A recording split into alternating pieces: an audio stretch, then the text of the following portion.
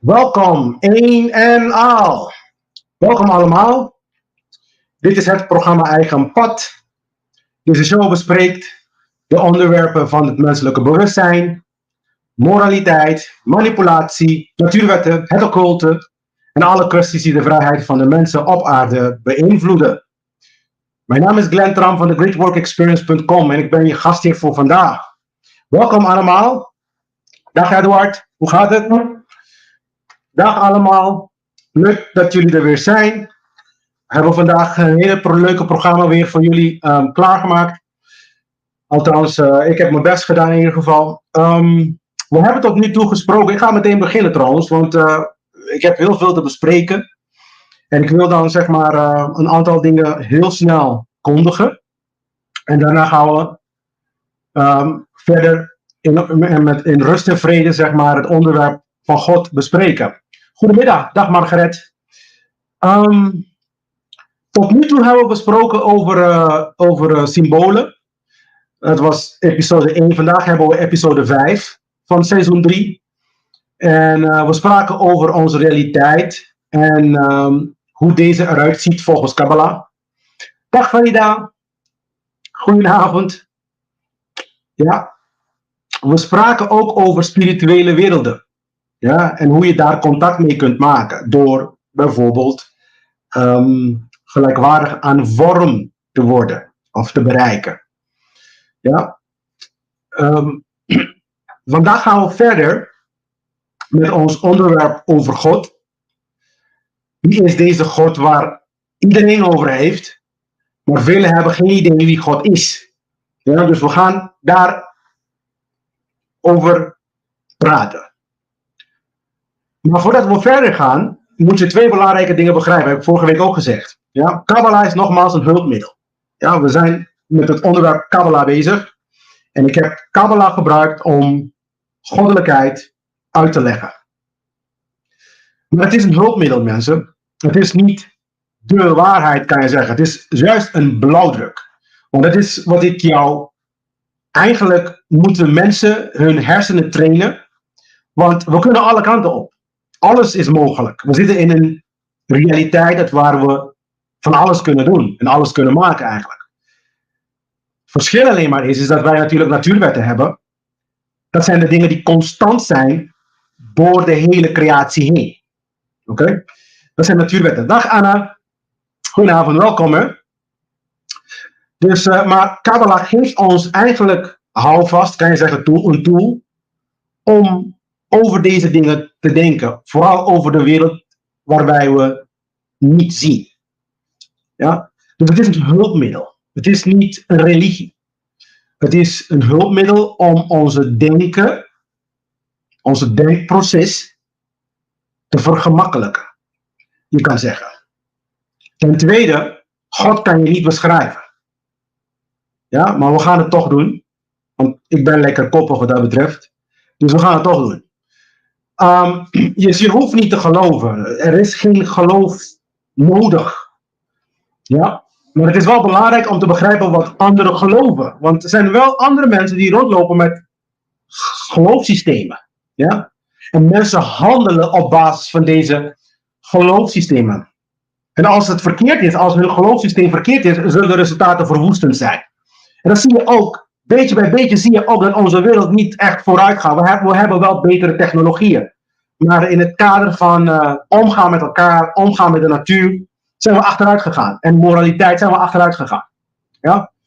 Persoonlijk gebruik ik de kennis van het occulte om mezelf te verbeteren.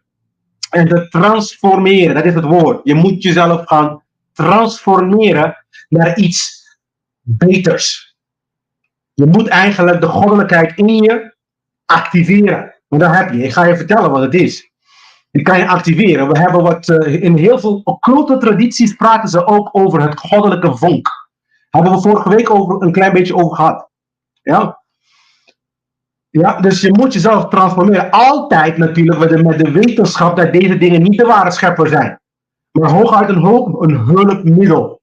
Ja, dus al deze tradities, die zijn er niet gemaakt om, zelfs religies, want daaruit komen ook religies. Ja, maar ze zijn niet gemaakt om religies te maken en ook helemaal niet om zeg maar aanbeden te worden.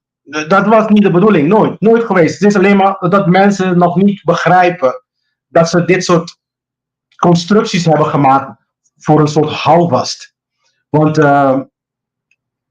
het is eigenlijk te gek voor woorden als je ziet dat verschillende religie en verschillende, zelfs in politieke regeringen, onderling ook vechten. Want men begrijpt niet. Men is ver van begrip. Dus denk voor jezelf.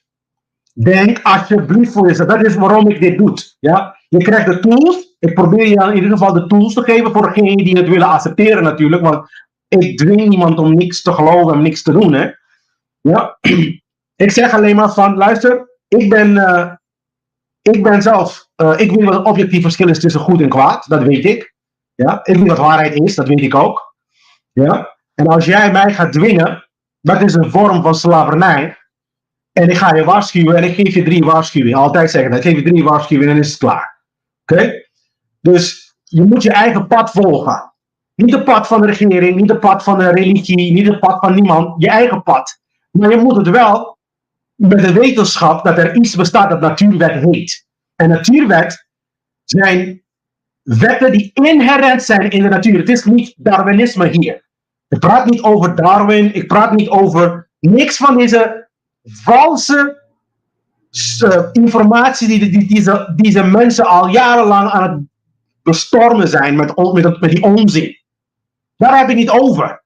Het is niet de natuurlijke orde volgens Darwinisme dat de sterken die zullen dan regeren. Niks van dat soort.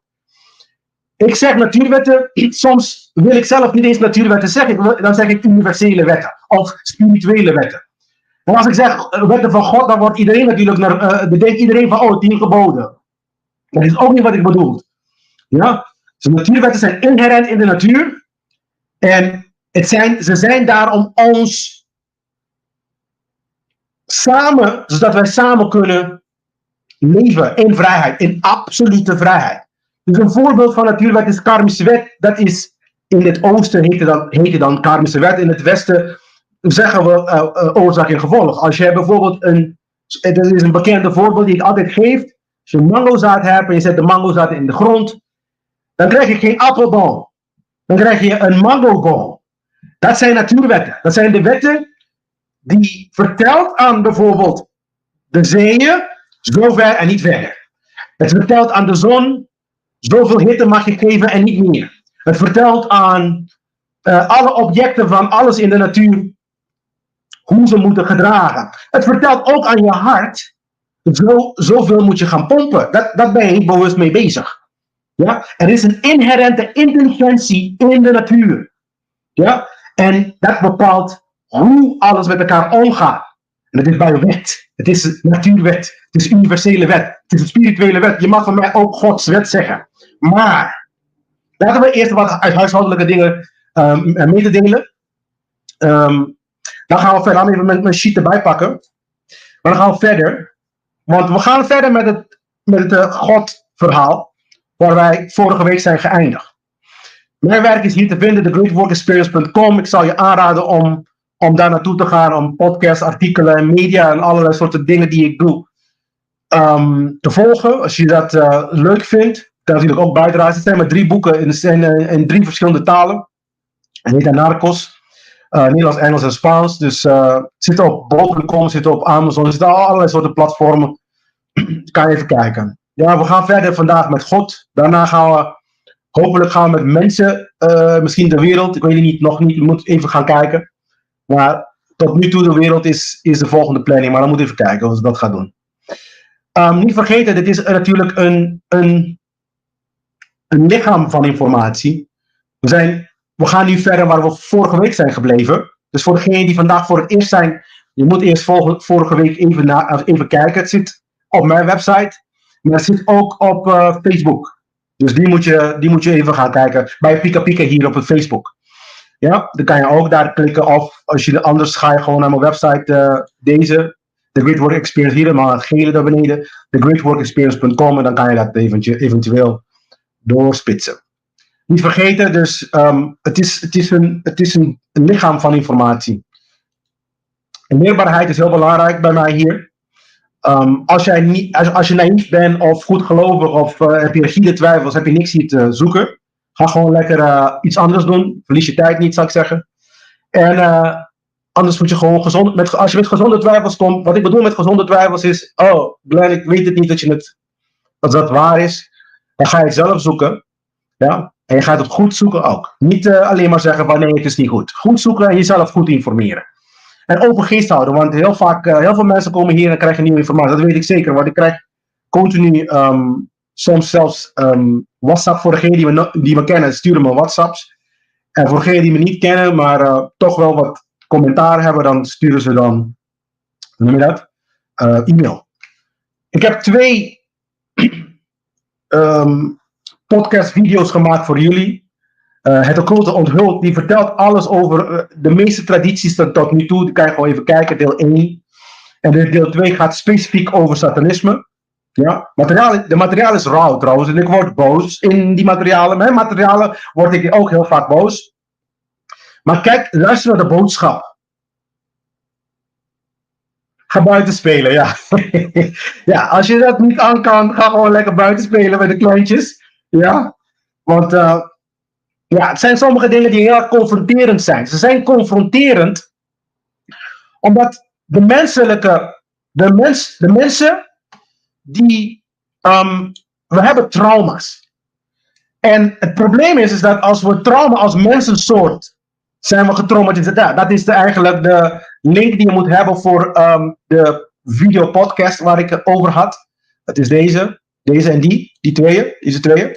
Die krijg je dan zeg maar daar. Bij de gridwall/media4.html. Daar moet je zijn. Dus de mensen zijn getraumatiseerd in het algemeen. En heel vaak willen ze niet zichzelf in de spiegel kijken. En je gaat zien, respect. Je moet eigenlijk zelfrespect hebben. Zelfrespect betekent jezelf in de spiegel hebben. Het komt van het Latijns woord re. Betekent opnieuw. En spectare betekent kijken. Dus respectare, respect, betekent en zelfrespect, jezelf opnieuw in de spiegel kijken zelfs. Naar jezelf kijken. Oké? Dus je moet een bepaalde respect hebben voor jezelf. Ja? Dat betekent, je bekijkt naar al die trauma die andere mensen hebben veroorzaakt in jouw lijf. En je gaat er aan de slag. Je gaat zien, ik ga vandaag daarover hebben vandaag in de podcast. Nou, iemand heeft me gevraagd in seizoen, in episode 3 en episode 4, hebben ze me gevraagd voor boeken, of was het episode 2, ik weet niet eens meer. Maar in ieder geval, dit zijn de bovenste 4 boeken. En dan heb je Etz Yachim, is het levensboom, het is geen boek, het is gewoon de blauwdruk, de levensboom, de Tree of Life van Kabbalah. Maar de 4 bovenste, Sefer Yetzirah, Bahir, Sefer Raziel, Hamelech en Zohar, dat zijn zeg maar de originele kabbalistische teksten, dogmatische Kabbalah noemen ze dat. En dan heb ik een aantal hier die ik zelf leuk vind, die ik zelf heel veel dingen van heb geleerd. A Blazing Star van William Green, A Garden of Pomegranates. Ik weet niet of het goed uitspreken, maar dit is wel van Israel Regardie, is een van mijn favoriete occultisten. Hij is van Golden Dawn. Ik weet niet of mensen kennen Golden Dawn. Niet de Golden Dawn van nu, is allemaal op troep. Ja, The Middle Pillar is ook van Israel Regardie. Vond ik ook een goede. Chilen Kabbalah heb ik al vermeld. Zlomilo Duquette is ook een van mijn favorieten. Hij is een Telamite, noemen ze dat. Van Telima, van de occulte traditie Telima. Van Aleister Crowley. Waar heel veel duistere occultisten ook heel veel duistere occultisten vinden Aleister geweldig natuurlijk. En we hebben ook Hidden Wisdom of Kabbalah, is Rabbi Lightman. Volgens mij is het ook een bekende. En de Hidden Treasures en Kabbalah for Beginners. Dat zijn ook, ga gewoon lekker zelf eventjes zelf erin duiken als je dat meer wil weten. Ik maak je alleen maar een beetje nat. Ik maak je nieuwsgierig eigenlijk. Dat is alles wat ik acht in ieder geval. Reflectie. Wat is de mens dat u aan hem denkt? En de mensenzoon dat u acht op hem slaat. En hem weinig minder dan goddelijk hebt gemaakt. En hem met heerlijkheid en majesteit hebt gekroond. Dit heb ik gehaald uit Psalm, dat is in de Torah. Of de Tanakh eigenlijk zelfs. De Tanakh is eigenlijk de Torah. Dit is de Tanakh is eigenlijk de hele oude. Dat is de echte Oude Testament. De Torah is eigenlijk wat ze dan noemen in het Septuagint. De Septuagint, sorry. Dat is dan zeg maar de eerste 5 boeken van Mozes. Ja, dat noemen ze dan die heet dan in het Grieks de Septuagint en dat is dan vertaald in het Grieks vertaald. En Torah is natuurlijk Hebreeuws, dus het is dan de originele. Maar Septuagint is ook best wel specifiek. En Tanakh is dan de andere boeken ook erbij.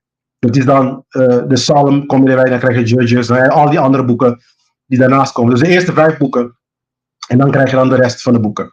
Dan krijg je de major prophets en de minor prophets en dat soort dingen. Dus dat betekent dat het niet dat het belangrijker zijn, maar dat betekent gewoon dat die profeten eigenlijk heeft te maken met de microcosmos en de macrocosmos. Dus, maar goed, dat is een ander verhaal, maar in ieder geval, ik heb het dat eruit gehaald. Even nadenken, de Psalm 8 praat over het feit dat goddelijkheid of de schepper ons een klein beetje minder hebben gemaakt dan de engelen, bij wijze van spreken, en maar meer dan wat ik dan 2 weken geleden, ook een week geleden erover had.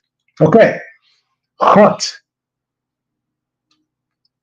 Hoe wordt het onbeschrijfelijke beschreven?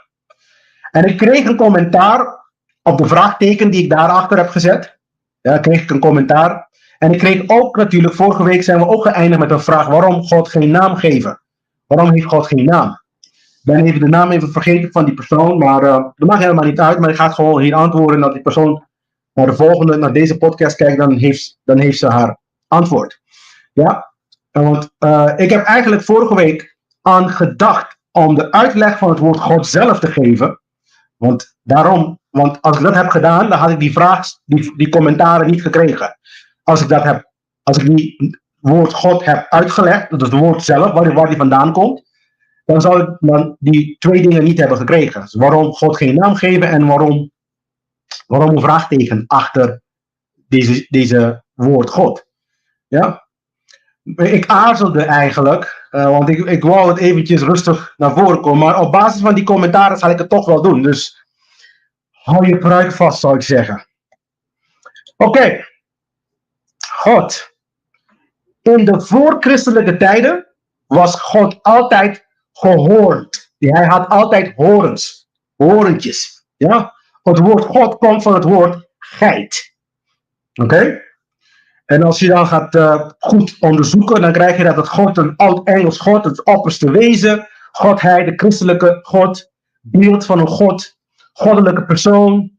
Uit het proto-Germaans, en nu komt het, Gutan, of oud-Saxisch, oud-Fries, Nederlands God, oud-Hoogduits God, en Duits God.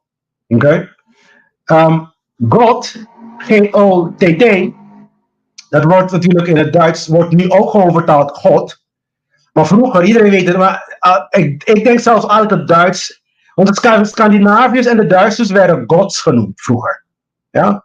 De goede mensen. Ja? De horen zijn niet alleen van de geit trouwens, ze zijn uiteindelijk ook van de hert vandaan. Ja? Het verwijst uiteindelijk naar Lucifer. En Lucifer, dat is dan voornamelijk Venus. Maar Satan, ja, dat woord Satan het verwijst naar Saturnus. Dus heel vaak krijg je, hoe noem je dat? Je krijgt verwijzingen naar de planeten. Dus als je dan in de Bijbel luistert, ziet Lucifer, kans zit er dik in dat het Venus is. En als je dan Satan ziet, als we het woord Satan gebruiken, dan grote kans dat het Saturnus is. Satan wordt ook alien genoemd. Mijn god. Nu ga ik wel mensen boos maken. Ja, van Elohim, weet je nog? Dus, maar maar Satan is een soort. Ja, kijk, al deze planeten, en nogmaals, ik ga het nogmaals noemen. Dat is dan de zon, dat is de eerste. Dan heb je Mercurius, dan heb je Venus, dan heb je de aarde.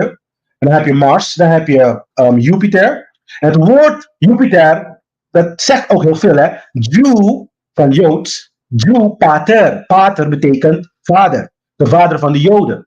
Oké? En dan heb je dan ook, de laatste is dan Saturnus, dat is dan El. Dus dat zien ze als God. Daarom hebben ze ook op zaterdag hun Shabbat, hun vrije dag. Oké, so far so good. Dus dit is de reden waarom je geen naam ook moet geven aan God. Ja, aan de creator eigenlijk. Want al die namen verwijzen naar de geit. Naar Baal, naar Aal is ook een andere naam voor. En het is dan de vroegere God. Waar ze aanbidden. Ja? En het zijn verschillende namen voor dezelfde wezen eigenlijk. En, wat nou heel belangrijk is, een naam geeft grenzen aan. Een naam geeft grenzen aan. Ja? En als je vorige week hebt goed opgelet, ja, God is natuurlijk de echte creator, is grenzeloos. Dus daarom zeg ik ook heel vaak, mensen praten over God, maar ze weten niet waar ze over ze hebben. Heel vaak. En dit ga ik ga natuurlijk boze e-mails krijgen, maar als je naar de kerk gaat en je gaat aanbidden, alsjeblieft. Deze is de wezen, is dezelfde. Het zijn gewoon de donkere. Waar denk je dat jullie deze religies vandaan komen? Waar denk je dat ze vandaan komen? Het is niet zomaar, zeg maar. Het is niet zomaar dat het christendom bestaat. Het is niet zomaar dat islam bestaat. Het is niet zomaar dat jodendom. En zoveel. Als de waarheid de waarheid is waar, mensen. Je hoeft niet zoveel smaken te hebben zelfs. Maar goed, als je dan al die smaken wil hebben om waarheid uit te leggen. En uiteindelijk doen je het ook niet. Dan hebben ze iets van, wat voor doel heeft zo'n instantie? Ja? Dus dan kan je net zo goed weggooien. Helaas. Dus ik had het vorige week over wat God niet is eerst. Dat noemen ze dat apofatisch. Ja? Apofatisch taal. Dus God is niet slecht, jaloers, niet jaloers. Dus hij is niet kwaad. God is niet, hij wil je geen pijn doen. Hij wil je niet droevig hebben. Niks van deze onzinnige dingen die mensen continu denken. Ja? In fact, je gaat er zien dat het enige wat de creator eigenlijk wil, is jou gelukkig zien zelfs. Het is niet eens, maar het heeft niks meer, niet eens over geluk. En het heeft puur te maken over ervaren. Ja, dus we zijn hier eigenlijk om te ervaren. Maar hij gaat onze missie zo direct laten zien. Maar het is in ieder geval, God is geen Jezus, geen Boeddha, geen Krishna. Nou goed, Mohammed, de islam, die zijn al duidelijk daarin dat Mohammed niet God is, dat het profeet is. Allah en Elohim en Yahweh en al die namen die ze geven aan de zogenaamde creator. Daarom is er al zoveel verwarring in dit soort verhaal. Want het heeft niks mee te maken. Het is allemaal valse keuzes. Allemaal zijn valse keuzes. Maar iets vergeten hier erbij te zetten. Dat is dan politiek. Ik ben de Tweede Kamer vergeten hier erbij te zetten. De Tweede Kamer moet ook hier in het rijtje zijn. Want al mensen zeggen van, zie je, ik heb gelijk. Religie, we moeten allemaal met de politiek allemaal oplossen. We moeten allemaal stemmen en democratisch en al die dingen. Allemaal onzin. Het is ook religie, want je moet ook geloven dat de God Rutte, de God regering, de God van de mensen die stemmen, je moet geloven dat ze het allemaal ook doen om jouw leven beter te maken natuurlijk. Daar moet je maar geloven. En heel vaak lijkt het ook bij heel veel mensen niet zo. Het is niet alleen maar een groep mensen die gelukkig moet zijn. Iedereen moet gelukkig zijn. En dat kan. Want we hebben een slavensysteem gemaakt en we kunnen het weer ongedaan maken. Maar wij moeten het doen. We kunnen niet wachten op deze figuren om ons, zeg maar, te komen helpen. Dit komt allemaal uit de verhalen van astrotheologie. Astro betekent sterren. Theos is God. En logos is woord. Dus Het astrotheologie betekent het woord van God in de sterren. Ja? De vraag is, welke God? Ja? En het verwijst allemaal naar de geit. En de geit is een symbool van wie? Satan. Oké. We zijn zo getraumatiseerd, dat is het probleem. We hebben houvast nodig. Ja? En de donkere occultisten weten dit. Je wil liever denken aan een externe kracht. Ja, die het allemaal oplost voor ons. In plaats van jezelf in de spiegel kijken. Een beetje respect voor jezelf hebben natuurlijk. Dat wil men niet. Men wil liever dat iemand anders de problemen van de wereld oplossen.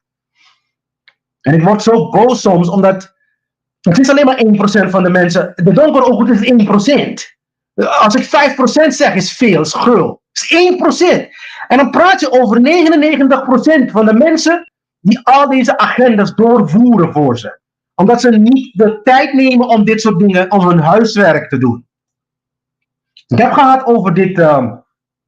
God is natuurlijk eerst absoluut niks. Ja? En we noemen ook God de transcendente. Het is buiten creatie. Niks. Maar het probleem is, we kunnen niet over niks denken. Het is onmogelijk. Onmogelijk om over niks te denken. Ja? Dus dat is het probleem. Want als je over iets denkt, als je over niks denkt, dan ben je eigenlijk over iets aan het denken. Dus in Kabbalah noemen we dat Ayin. Daarnaast heb ik ook uitgelegd Ein Sof. Dat is dan zeg maar de 1 uit de 0 van Ayin. Ja? Dat noemen we Ein Sof. En dat is dan God, de immanente. Binnen creatie. Hier begint het allemaal eigenlijk. Hier praten we over ook omnipresent. Ik zeg het even in het Engels, want ik weet de Nederlandse equivalent niet. Dus de omnipresent, dat volgens mij was het Eva die erover had vorige week. Omnipresent, omniscient. Dat betekent overal, almachtig, etc. Dus dit verwijst naar absoluut alles. Ja? Dus uit absoluut alles wordt dus gebeurd. Volgens de kabbalistische traditie, uit absoluut alles, besloot de creator dan een plek te maken, een leegte. Nu komt er echt leegte tevoorschijn. Komt er een leegte waarbij dan zeg maar het als een soort spiegel kan dienen voor creatie. Dus we zijn een spiegelbeeld van de creator. Ja? Dus de hele creatie is een spiegelbeeld van de creator zelf. Maar alles wat plaatsvindt, neemt plaats intern. Dus je kan zeggen, en het is een manier om het uit te leggen, je kan zeggen dat het allemaal binnen God gebeurt. Je kan zeggen.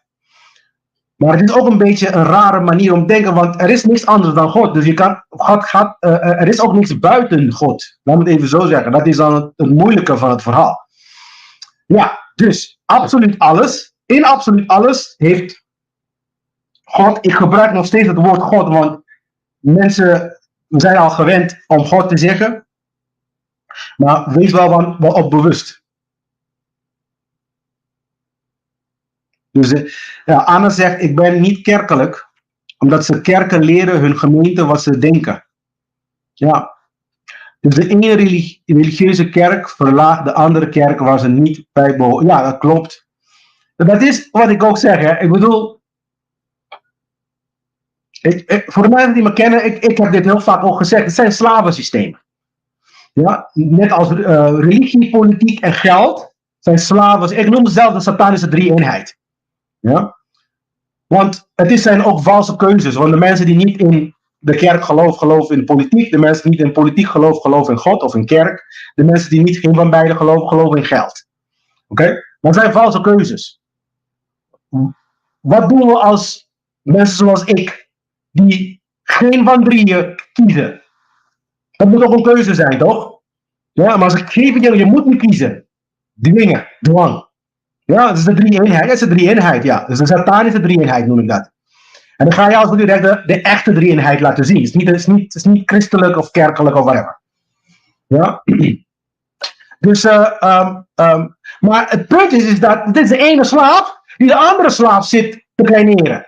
Dat is wat ik dan eigenlijk zo irriteert eigenlijk. Want ze denken van, oh, ik heb de antwoorden en Geen hebben de antwoord. Omdat geen één hebben de tijd genomen om daadwerkelijk, niet alleen maar onderzoeken, maar om voor vrijheid. Men wil altijd slavensystemen introduceren. Meer wet, meer wet, meer wet. Oh mijn god. Oh mijn god. Maar goed, in dit niks wordt er een soort van inkrimping heeft plaatsgevonden. Dat is volgens de traditie, een inkrimping. Dat noemen ze dan Tsimtsum. Ja? Zodat er een leegte gecreëerd wordt. En dan in dat leegte gaat dan creatie plaatsvinden. Ja? Nogmaals, het is een gedachte, het is een manier om over na te denken. Ja? Dus hier waren we gebleven vorige week. Ja? Niet vergeten, hè? Dus volgens de Kabbalah-traditie, de volledige en totale wil van de schepping is om een schepsel te scheppen en het te vullen met onbeperkt genot. Dat is een leidraad in het hele verhaal. Een schepsel te scheppen en om het te vullen met onbeperkt genot. Dat is dan het originele gedachte van creatie. Want we praten, de creatie is een gedachte.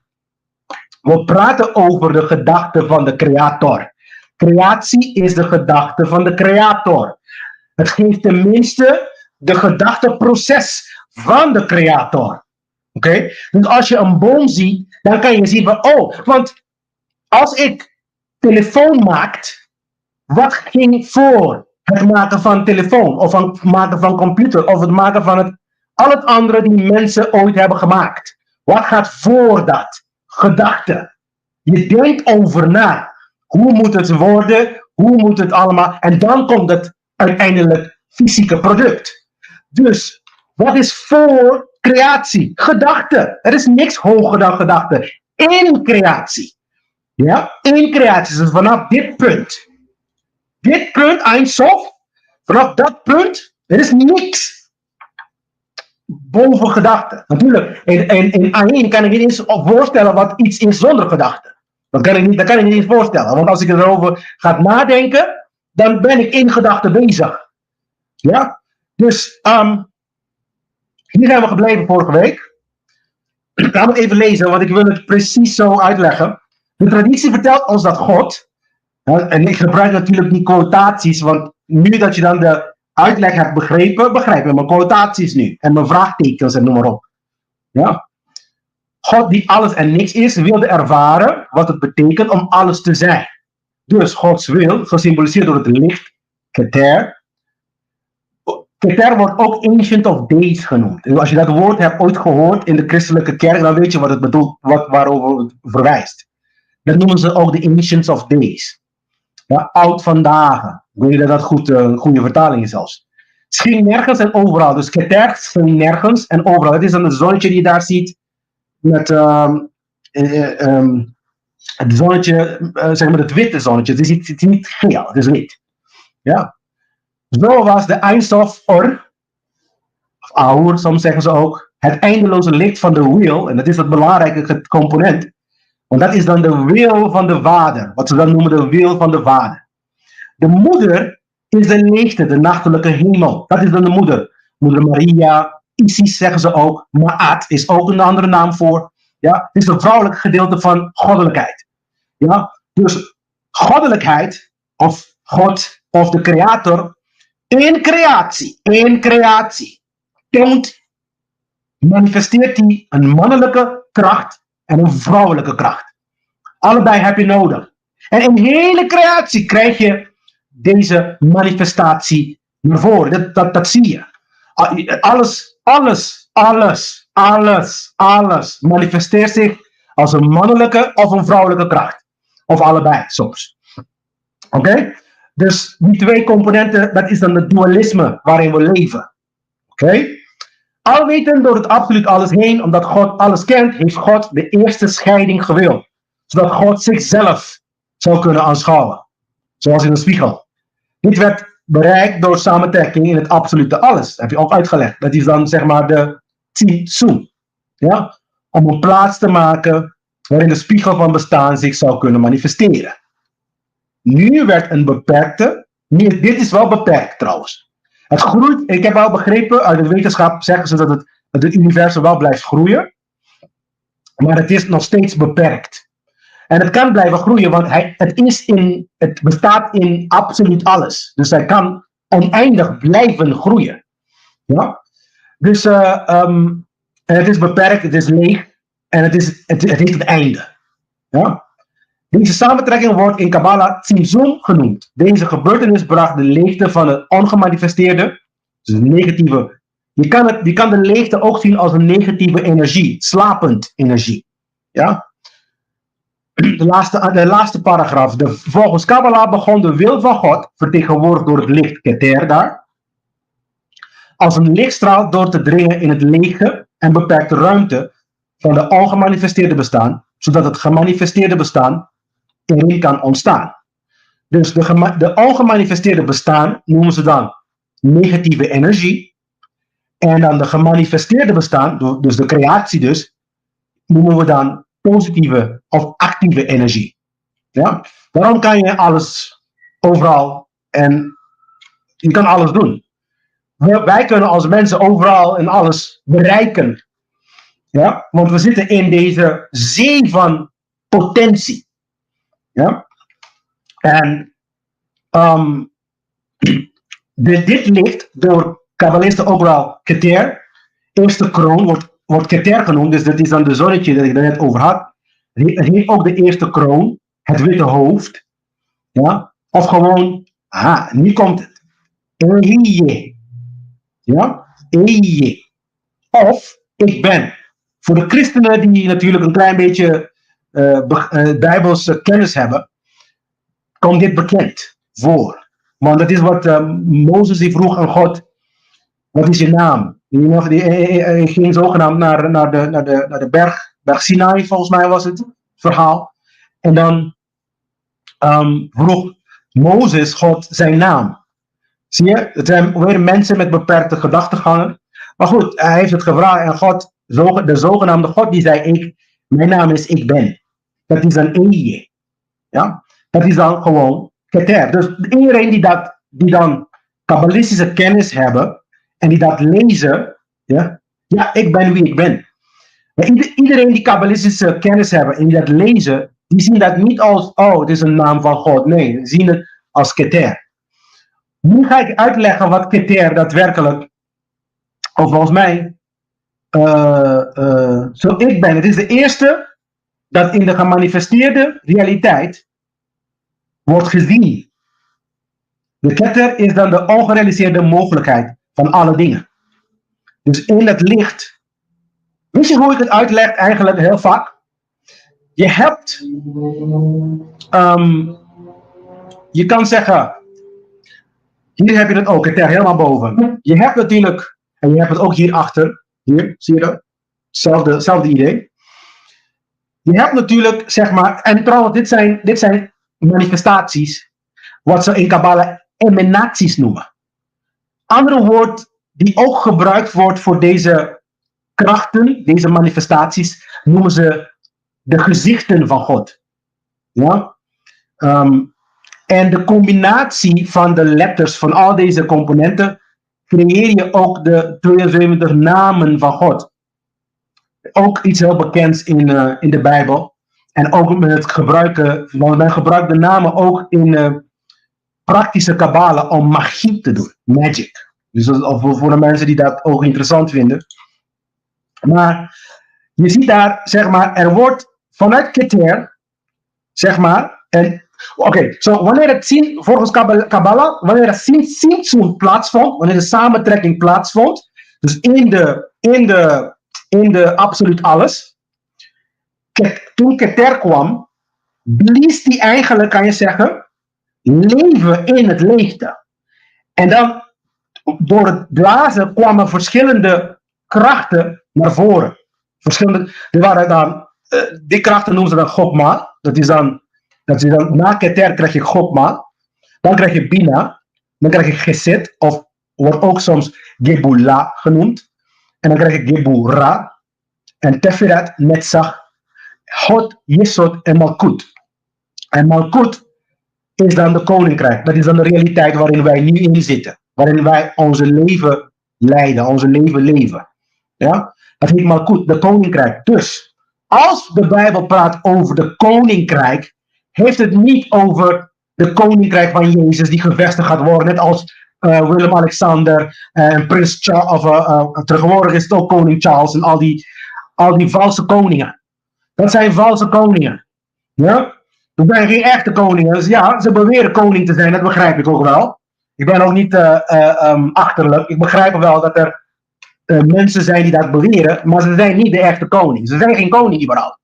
Ja? Koningschap in het algemeen, wanneer ze bedoelen is koning hebben, een koninklijk koning zijn over jezelf. Want we zijn soevereine mensen. Je bent niet geboren en automatisch ben je eigendom van de staat. En door meerderheid samen stemmen, dat je dan opeens, zeg maar, waarheid kan creëren. Dat doen we wetten noemen. Dat noemen we wetten. Waarheid creëren uit de lucht. Zogenaamd. En dan bij meerderheid stemmen, dat we dan, zeg maar, mensen gaan dwingen. Zo werkt het niet. Dus de Sinsun, dus Malkut, koninkrijk, koning over zelf, jezelf kennen en buiten kennen, dus de creatie kennen. En op het moment dat je dan koningschap krijgt over jezelf, dan begrijp je hoe je psyche werkt. Waarom je dingen doet, waarom je dingen besluit nemen die je neemt. Oké? Dus ik hoop dat het tot dusver duidelijk is.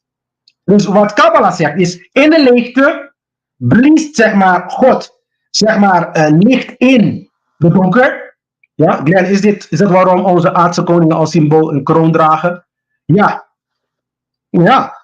De kroon van de koningen is een verwijzing naar Keter. En dan zie je ook, dankjewel voor dat, Eva. Dan zie je ook, want de Keter betekent kroon. En het is ook de kroon, omdat er natuurlijk al die de lichtstralingen, dat is dan de kroon. Ja, de lichtstralingen die je ziet. En de reden waarom ze dat op hun hoofd zetten, want uiteindelijk wat ze zeggen is van, ik ben God. Ik ben God over mijn eigen creatie. En wat zijn hun creatie? Geld, religie, ja, en politiek. Ja, en in die hokjes, dat is wat de matrix is. Ja, en in die hokjes zijn ze koning, zijn ze God, spelen ze God. Ja, en ze kunnen natuurlijk niks uit zichzelf bedenken, dus dan moeten ze allemaal gaan lenen van de echte creator. En dan zijn mensen helemaal in de war. Oké? Dus Malkut is de fysieke koninkrijk. Het heeft niks te maken met koninkrijk waar een koning, zogenaamd Jezus, ons weer tot slaaf maken. Ja? Ik wil deze dingen niet meer zien in de wereld zelfs. Ik wil regeringen niet meer zien. Ik wil geld niet meer zien. En ik wil religie, politiek en geld niet meer zien. Die dingen wil ik niet meer zien. Want ze zijn allemaal slavenconstructies. Er is altijd een meester, iemand naar voren en een slaaf. Iemand die het doet wat hij vertelt. Ja? Want de regering vertelt mensen wat ze doen. Als ze het niet doen, wordt met geweld gedwongen. Ja, want het is geweld. Ja? Religie krijgen zo'n pastor. Het is precies hetzelfde verhaal. Als je niet zegt wat God zogenaamd heeft gezegd, dan word je eruit gekikt. Of word je gestempeld als een zwarte schaap. Weet ik veel. Als je dan te veel in de religie zit, dan word je dan geboycott van alles wat de dingen worden. Want ze willen je dwingen een kant op te gaan. Daarom heeft dit programma eigen pad. Dus je moet begrijpen wat je kan doen en wat je niet kan doen en gewoon moreel zijn. Klaar. Dus, eigenlijk, deze programma hoeven we helemaal niet. Maar goed.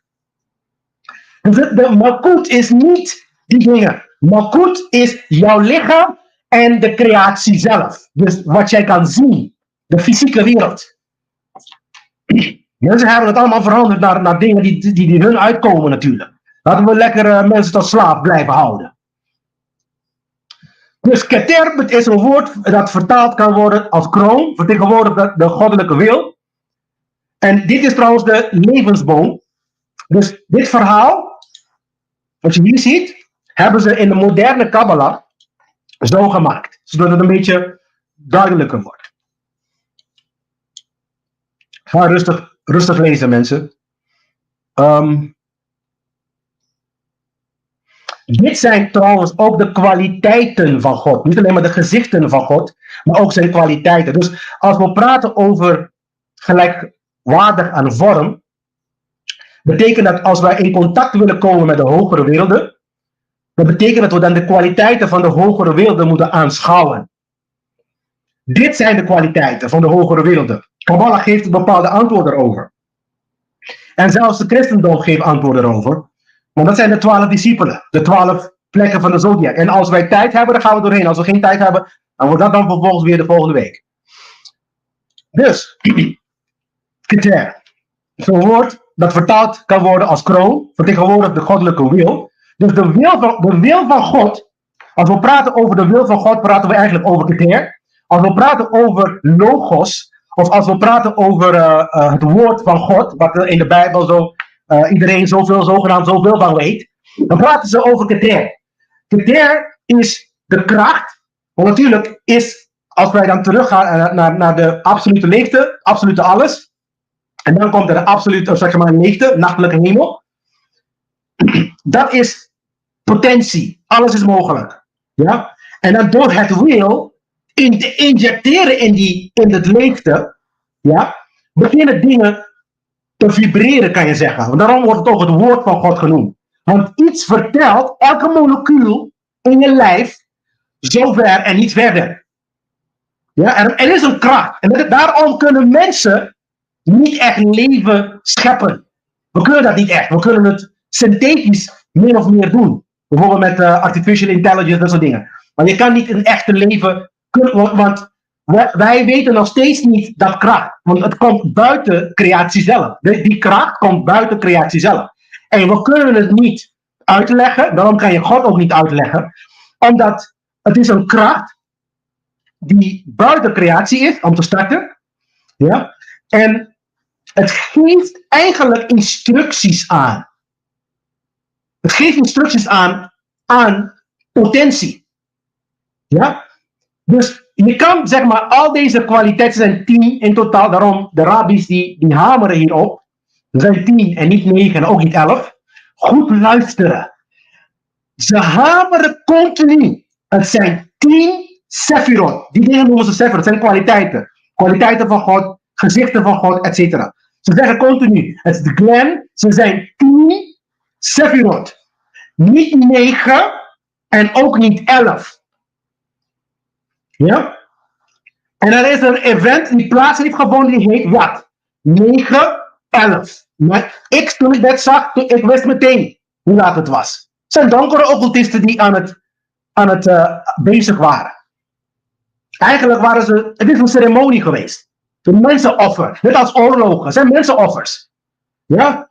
Maar wij zijn zo dom om mee te doen aan deze dingen. En het allemaal te stemmen en mee eens zijn. Je wil niet weten wat afgelopen week een gesprek die ik had met iemand uit Nederland ook. Maar goed. In Sefer Yetzirah wordt Keter ook de Ruach genoemd. Wat uit het christen, de Heilige Geest ontvangen, de Heilige Geest. Heeft te maken met Keter. Heeft niks te maken met een of andere, weet ik veel, Jezus die nou als een duifje bij jou in je leven is gekomen of zoiets in die geest. Ja? Dus Ruach. Chokma betekent wijsheid. Dat is dan rechts. Dus hoe je dit moet zien is als een soort van bliksem. Moet je er doorheen. Je moet Keter, Chokma, Bina, langs de At. Dat is een minste zwarte puntje daar. Of een cirkeltje. Dan ga je naar Chesed, Geburah. En dan ga je langs Tefiret weer. Ja. Dan ga je daar naar beneden. Netzach, Hod. En dan ga je naar Yitzot. En dan ga je naar Malkut. Dat is dan dit is een soort bliksem. Ze noemen het ook de bliksemflits. Ja? En volgens de traditie ging dat in 1 keer. Dus al deze 10 kwaliteiten zijn in 1 keer gemanifesteerd. Eigenlijk. Dus het is niet, en het is niet miljoenen jaren geduurd. Dus en trouwens, miljoenen jaren en al die dingen is allemaal relatief op basis van de positie in de creatie. Oké? Dus je kan die terminologie niet eens gebruiken als je het eigenlijk gaat begrijpen, goed gaat begrijpen. Ja? Maar het is natuurlijk voor de mensen die nog steeds niet helemaal dit verhaal goed kennen, dat ze dan dagen noemen of jaren om een beetje een idee te geven. Ja? Maar obviously, iets wat van ons 2 jaar is, iemand in Mars is een hele andere tijden die dan gaat gelden. Ja? Mars die draait rond de zon met een andere zeg maar snelheid dan de aarde. Dus het is allemaal relatief. Klok bestaat. Eigenlijk tijd bestaat niet eens. Klokken bestaan. Tijd bestaat niet. Tijd is een illusie. Ja? Dus we zitten gewoon in eeuwigheid. Daar zitten we in. Ja, dus, en dan wordt er stress gecreëerd doordat wij tijd zien als waarheid. Voor degene die hier meer wil weten, moet je dan een podcast Illusie van Tijd hebben. Chokma is wijsheid. Wijsheid is een mannelijke principe en het is een actieve kracht. Oké? Dus het is een kracht die je eigenlijk, het is actief. Dus wijsheid is niet passief. Dat is begrip. Dat is dan Bina. Dat is de volgende. Bina. Dat is dan zeg maar de links versie. Bina is intelligentie of begrip eigenlijk meer. Ja? Want en Bina is dan ook de vrouwelijke passieve principe. Nou, de passieve principe, de vrouwelijke passieve principe en de mannelijke passieve principe en Keter, dat is de echte drie-eenheid. Daaruit is de drie-eenheid van de kerk, hier is hij vandaan gekomen. Ik noem het wordt in het occulte ook de trivium-methode genoemd. De trivium-methode. Dit is hoe onze psyche werkt en ook hoe de natuur werkt, de kosmos. Ja? Je hebt ergens vandaan, bij Keter, krijg je laten we even dit doen op basis van de microkosmos. Maar macrokosmos, dit is eigenlijk macrokosmos, maar ook microkosmos. Maar je moet het zo zien. Je hebt natuurlijk de Keter. Keter ze zeggen dat het eigenlijk boven je hoofd zit. In het oosten, als je praat over chakra, dan heb je dan de crown chakra. En dan zit er dan eigenlijk boven. Crown chakra is Keter. Oké? Het is alleen maar in het oosten hebben ze andere namen hiervoor. Ja? En trouwens, Kabbalah, even is niet zo oud. Dus Kabbalah heeft al deze informatie niet van de Indische van het oosten gekregen. Het gaat verder dan van tijden van Boeddha en dat soort dingen. Het gaat zelfs helemaal verder dan Egypte zelf. Maar wij beginnen in Egypte. Om het verhaal een beetje te kunnen blijven volgen natuurlijk. Want de historie van de mensen is een lange historie hoor. Dus de Keter is hier. Heel vaak zie je ook, op het moment als je goed oplet, dat er een soort van draaikolk is op mensen hun hoofd. Ja? Er is een kracht daar. Op een of andere rare reden die dat veroorzaakt. Er is iets dat veroorzaakt. Ja?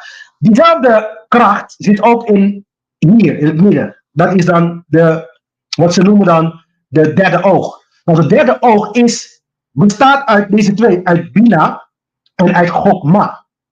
Dus dat is begrip. En dus dat is dan de linker hersenhelft en de rechter hersenhelft. Die samenkomen. Die moeten samenkomen. Waar is Sefer Yetzira? Trouwens, Sefer Yetzira is een boek. Ja? Is een tekst.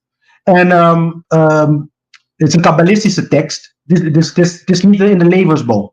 Ja? Yetzira is de tweede wereld, spirituele wereld. Want je hebt natuurlijk Atzilut, dan heb je Yetzira, creatie. Ja? De Sefer betekent boek, de Sefer Yetzira betekent het boek van creatie. Oké? Dus, maar het is niet in de levensboom op die manier. Ik ga het zo uitleggen hoor. Ik moet het echt rustig doen mensen, want ik kan niet, anders ga je het niet begrijpen. Ja? Dus de derde oog hier, die zit tussen twee krachten. De kracht van begrip en de kracht van wijsheid. Oké? Dat zijn die twee dingen dus er zijn er twee, eigenlijk kan je zeggen, de twee hersenhelften. In de westerse gedeelte, of in Kabbalah in ieder geval, splitsen we dat. Dus zeg maar die 7 chakras, splitsen we in deze krachten, in deze eigenschappen, kwaliteiten zou ik zeggen. Ja? En die moeten we gaan aanschouwen. Dat maakt je goddelijk. Ja, althans in contact maken met deze goddelijke wezens. En dan krijg je ook meteen ondersteuning van boven. Dus iedereen wil dat. En dan ga je niet ondersteunen om je rijk te maken hoor. Dat kan je wel doen met een magie en met de god Baal. Dan kan je wel een beetje je leven aan hem verkopen. Op een of andere manier. Ja, dat je dan zijn slaaf wordt tot eeuwigheid. Dat mag je wel doen. Ja, maar niet iedereen wil dat doen. Dus Bina, Chokma, is een mannelijk gedeelte en Bina is dan de vrouwelijk gedeelte. Dat is de echte drie-eenheid ook. Da'at trouwens, ik heb Da'at overgeslagen, omdat Da'at wordt niet beschouwd als een Sefira. Alle 10 noemen we dan Sefirot, dat is de meervoud. En eentje, als je over eentje hebt, noem je dat een Sefira. Ja, dus zeg maar het zwarte bol daar in het midden, Da'at, dat is een Sefira. Dat betekent kennis. Dus je krijgt of kennis van buiten, ja, kennis van buiten. En dan het moet langs Bina en Chokma, altijd. Zelfs langs Chokma eerst en dan Bina. En als je dan inspiratie of een soort van visie krijgt van boven, is ook een soort kennis. En die moet ook langs Bina en Chokma gaan. Dat is dan eigenlijk wat ze dan je derde oog ook noemen. Ja? Dus dan heb je, laten we even verder gaan, Geset, Geburah en Tefirat. Geset betekent genade. Ja? Geburah betekent strengheid of rechtvaardig. En Tefirat betekent schoonheid. Ja? Geburah, strengheid, wordt ook in de Zohar geassocieerd met Isaac. En Tefirat met Jacob. Niet vergeten, Jacob is later Israël gaan noemen. En als je dan kan herinneren, zeg maar, onze vorige podcast had ik over Israël. Kan je nog herinneren? Ik hoop het wel. Dat, zeg maar, het puntje in het hart wordt ook wel Israël genoemd. En niet Jacob, maar Israël. Maar Israël en Jacob zijn hetzelfde. Want op het moment dat Jacob ging, want er is een verhaal in de Bijbel dat Jacob ging. Oh, sorry voor dat mensen, dat is echt iets dat altijd gebeurt wanneer ik les heb hoor.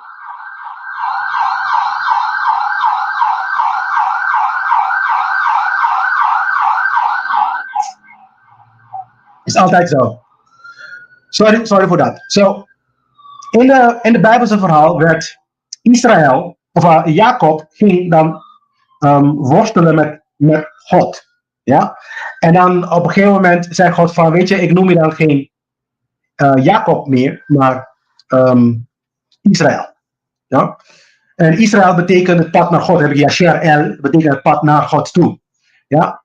En Tefirat, dus deze kracht, dat uiteindelijk care, zorg vertegenwoordigt, ja?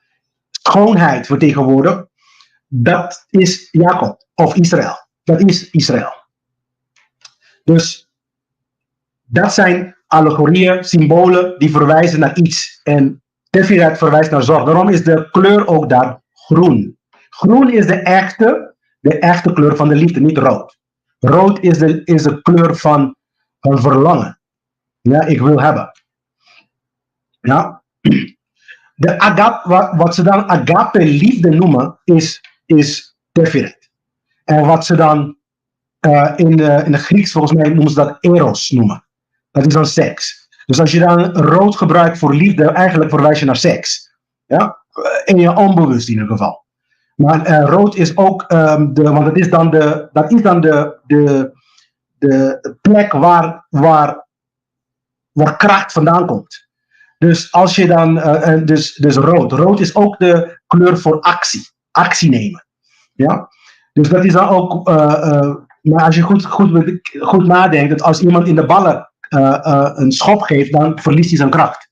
Want daar is dan de plek waar ik wil komt, of ik wil hebben komt. Dus het duwt je naar voren, min of meer. Het geeft je een bepaalde kracht. Als je begrijpt wat ik bedoel. Maar goed. De laatste 4. Heb ik niks zacht, betekent overwinning. Betekent in de zin van meesterschap. Ja? Het wordt vaak met Jozef geassocieerd. En God betekent glorie of pracht. Het is een vertegenwoordigde vervulling van de goddelijke wil. Yesod betekent fundament. Ja? Vertegenwoordigt het fundament van de geschapen wereld. Ik zou zeggen natuurwetten. Maar de hele ding is door de natuurwet geschapen. Maar goed. En dan heb je Malkut. Dat betekent dan het koninkrijk. En dat is gewoon de fysieke koninkrijk. Want je hebt andere koninkrijken. Je hebt dan de minerale koninkrijk. Je hebt het plantenrijk. En je hebt natuurlijk het dierenrijk, waar wij dan deel van maken. En dan heb je natuurlijk de geestelijke koninkrijk of de spirituele rijk. Oké? Dus Malkut is dan de fysieke koninkrijk. Dus het heeft niks te maken met koningen. Dus al deze dingen hebben we gemaakt. Ja? En we hebben het toegestaan dat anderen het maken, omdat wij het niet begrijpen. Het heeft niks te maken met deze mensen zelf. Het heeft met ons te maken. Onze tekortkoming om deze dingen te begrijpen. Dus eventjes nogmaals. De Keter, de Chokma, de Bina, de Geset, de Gebura, de Tefiret, de Netzach, God, Yesod en Malkut. Dit zijn de kwaliteiten van God. Die moeten we aanschouwen. Als we die aanschouwen, ja, dan komt het goed. Israël, Jacob. Ik denk dat ik dit voor volgende week moet laten, mensen. Een 1 uur is al voorbij. Maar wat ik wel erbij wil zeggen, voordat ik het allemaal, voordat ik stop, ja, een momentje. Want ik zoek hier, ja, dus, ik wou de trivium method uitleggen. Dat is eigenlijk het doel geweest voor vandaag, meer of meer. Ik wou eigenlijk meer aandacht besteden aan de trivium. De trivium is ook een methode om natuurwetten te ontdekken. Daarom wou ik het ook zo graag geven vandaag. Want volgende week ga ik misschien dieper in, maar de trivium method is de methode om waarheid te ontdekken. Ja? Dus je krijgt uiteindelijk, uit manifestatie krijg je moet je bepaalde patronen herkennen. Dat is Keter. Keter is bewustzijn. Ja, dat is dan eigenlijk de Keter. Hier is de kosmische bewustzijn. Maar wij hebben ook een Keter. Dat noemen we dan zeg maar de kroon of kroonchakra. Geef een beetje een naam wat je wilt. Mag helemaal niks uit. Het is gewoon een energiebron daar boven je hoofd. En dat energiebron noemen ze dan Keter. En dat zogenaamd is in contact met God. Of met de hogere wezen. Of je hogere zelf. Dat krijg je inspiratie of je krijgt visioenen of whatever. Dat is bewustzijn. Bewustzijn is wat is bewustzijn? Bewustzijn is herkennen van patronen. Dat is bewustzijn. Het in staat zijn om patronen te herkennen, principes te begrijpen. Dat is bewustzijn. Dus als ik tegen jou zeg van, als ze 100% van je loon weghalen, dat noemen we slavernij. Dat deden ze slaven vroeger. Met de slaven vroeger. Ze gaan naar het veld. Ze gaan hard werken. Aan het einde van de dag 100% van hun loon, verdiende loon, die wordt gewoon ingetrokken. 100%. Nu houden ze 40 in. 30, 40, 60, 50. Maakt niet uit. Geef maar een nummertje. Het patroon die je ziet is, ze houden in zonder te vragen. Dat is het patroon die iedereen moet gaan zien. Ja? Want dat is immoreel. Dan kan je begrijpen wat wel mag en wat niet mag. Dat is, als je dit soort dingen niet begrijpt, kan je het nooit van je laten als een leven moreel persoon zijn. Je kan ook nooit van je laten als een leven goed mens zijn. Je moet deze kwaliteiten aanschouwen om een goed mens te zijn. Als je ze niet hebt, of als je niet eens weet dat ze bestaan, 90, en dan geef je 10%. Ja? Dus niet boos worden, geen boze mail sturen. 90% ben je een slecht mens. 90% de kans dat je een slecht mens bent. Omdat je deze kwaliteiten niet aanschouwt. Ja? Omdat de kans zit er dik in. Dat je dan eens bent om een ander pijn te doen. En je zegt, maar ja, ik heb het niet gedaan. Ik ben niet degene die naar Oekraïne gaat om pijn aan een ander te berokken. Dan heb ik een nieuws voor je. Dat doe je bij proxy. Door te stemmen. Ja, en niks te doen. Want je hebt niet eens je stem naar voren gebracht en zeggen, maar ik wil dat niet. Ik wil het niet dat je met mijn geld dat gaat doen. Ja? Daarom moet je ze helemaal geen geld geven, want anders gaan ze dit soort idioterieën doen. Maar goed. Dus dit is de trivium method. Keter, Chokma, Bina. Ja? Je toetst op basis van kijken, ben ik een ander wezen pijn aan het doen? Ben ik aan het dwingen? Dwingen, pijn doen, al die gedrag moet weg van jou. Zo begint het. Zo begint het. En dan begin je wat ze dan in het christendom noemen een kind van God te zijn. Daarom zeg ik ook, de christenen allemaal ondersteunen zeg maar, de regering en dat soort dingen. En dan ga je mij niet zeggen dat je een goed persoon bent. Je kan mij dat niet overhalen om dat te denken van je. Want je gaat stemmen en het enige punt al dat je stemt, vertel me al dat je niet bewust bent. Dat je niet weet waarover je het hebt. Want je kan sowieso niet jouw verantwoordelijkheid aan een ander geven. Dat kan niet. Het is niet mogelijk. Maar dat doen we wel. Maar goed. In ieder geval mensen. Kabbalah is niet... het is niet moeilijk. Maar het is wel iets dat je aandacht erbij moet hebben. Ja? Dus dit zijn de 10. Ze noemen ook de 10 gezichten van God. En de 10 kwaliteiten van God. En die moeten wij gaan aanschouwen. Dus er is Geburah bijvoorbeeld, is oordeel. Heb je dat heel vaak loop je rond en mensen zeggen, je moet niet oordelen. Oh, jawel hoor. Maar het verschil is, sorry voor dat. Het verschil is, we oordelen op basis van natuurwetten. Wat denk je dat ik nu aan het doen ben? Ik ben aan het oordelen, ja. Ik noem mensen Mongolen, ja. Op basis van natuurwetten. Want als je niet volgens deze wetten, zeg maar, handelt, dat kan. Je kan niet volgens die wetten handelen. Maar dan creëer je pijn voor jezelf. En je creëert dan ellende, hongersnoden, corruptie. Omdat je niet volgens deze wetten handelt. Daarom krijg je die dingen. En mensen die dat doen zijn Mongolen, ja. En zijn idioten, ja. En dan mensen worden beledigd als ik dat zeg. Ja? Want het is een oordeel, ja. Want je moet oordelen. In fact, mensen moeten gaan beginnen te oordelen op basis van waarheid. Dat is de reden waarom we hier zijn. Je moet oordelen, maar je moet ook genade hebben. Dat is dan gezet. Genade. Nou, mij hier hebben is een vorm van genade. Want ik geef die informatie vrijelijk. Zodat jij ook iemand kan zijn die echt een mens genoemd kan worden. Want als je niet moreel bent, ben je geen mens, ben je een dier. Alleen maar dieren die wandelen in de wereld op basis van instinct. Ja? En daarom moet het punt in je hart komen. Volgens Kabbalah, het punt in je hart moet komen. Ja? Want je moet bewust bezig zijn jezelf te veranderen, te transformeren naar iets beters. Ja? En het heeft te maken met Teferet. Teferet is dan schoonheid. Met liefde, zorg. We hebben geen liefde meer voor ons naaste. We hebben geen liefde niet eens voor onszelf. Ja? Laat staan voor de buren. Ja? Alleen maar uit liefde zoek je kennis. Kennis zoek je niet in angst. Als je angst, daarom bestormen ze ons met angst. Want dan ga je niet de waarheid zoeken.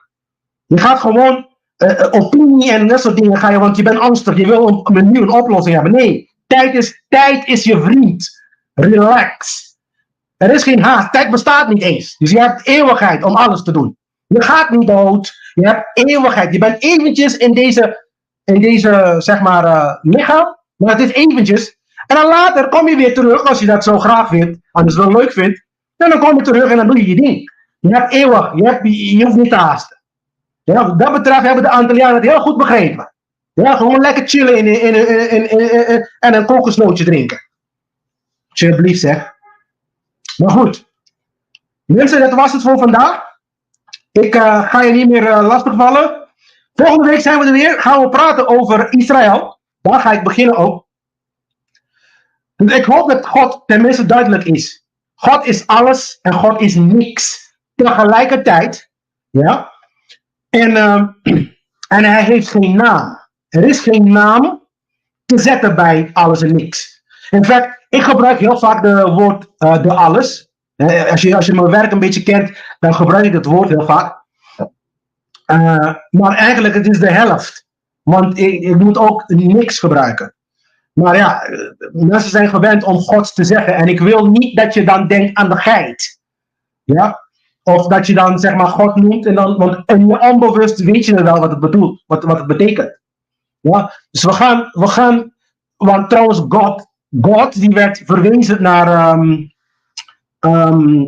Die verwees naar de Duitsers en de Scandinaviërs. Ja? Dus elke keer als je God noemt, dit zijn voor Nederlanders, elke keer als je God aanbidt, maar aanbid je de Duitsers. Dat weet je toch niet? Dan stoppen we nou ermee, met het geloofssysteem, gooi het maar weg, Ja? Want we gaan de Duitsers niet aanbieden. Oké. Daarmee ga ik het zeggen eindigen. En dan zie ik haar weer volgende week fris en fruitig, mensen. Tot de volgende week.